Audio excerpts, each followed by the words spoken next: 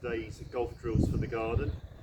This week I'm carrying on with my idea of really trying to see if I can get you to have a light bulb moment where you discover that through doing these very slow motion drills you really find out something about your swing and maybe come across a move where when you study the difference in slow motion between the move that you used to make and the move that I'm describing to you, that you feel a massive benefit to your game.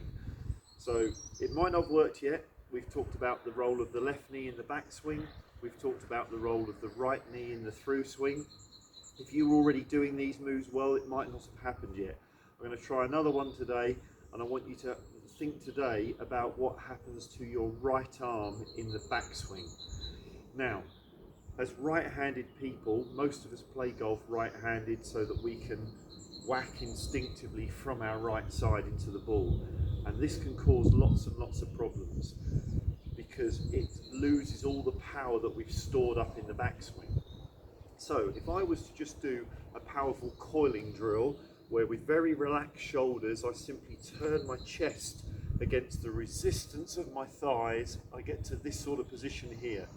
If I were now to just move my right arm out so that I've got a right angle in my right elbow, a right angle in the back of my right wrist with a full upper body turn, look, now that's roughly where the right arm would be. If I put my left arm out, that now looks like a pretty powerfully coiled backswing position. However, rather than get into this position, I see lots of people when I'm coaching in a position where either their right elbow is very, very high, higher than their right shoulder, so it looks like this sort of thing, or I see a position where the hands disappear behind the head. So instead of looking like this, it can look very much like this.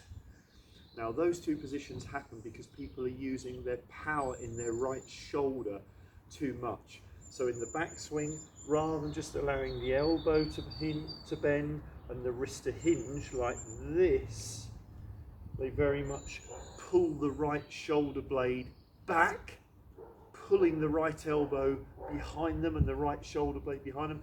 That's ready for it to punch back out in the downswing.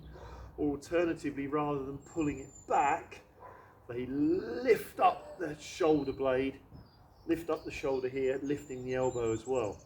And that's instinctively putting more power into that right shoulder, which can cause problems in the downswing.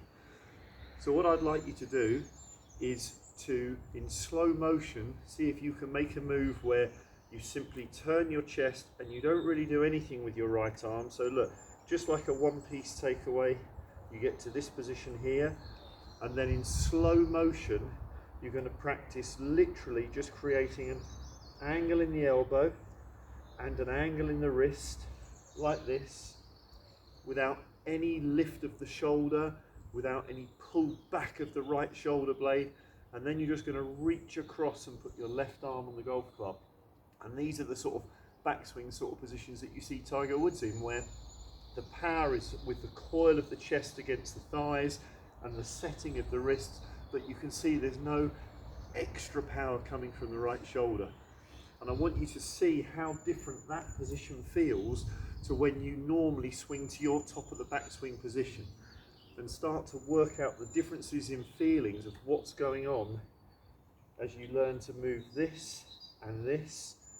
And yes, this is turning, but there's no movement in the shoulder blade. It's literally just the chest turning with the elbow and the wrist setting like that. So lots of slow motion tinkering again. Give it a go, and if it really feels different to your normal backswing position, but you feel the power from the coil of the chest against the thighs, the power of the setting of the wrists and forearms, now you might get that light bulb moment about how slow motion training is helping you to build a more powerful action. Enjoy the training, and I'll see you tomorrow.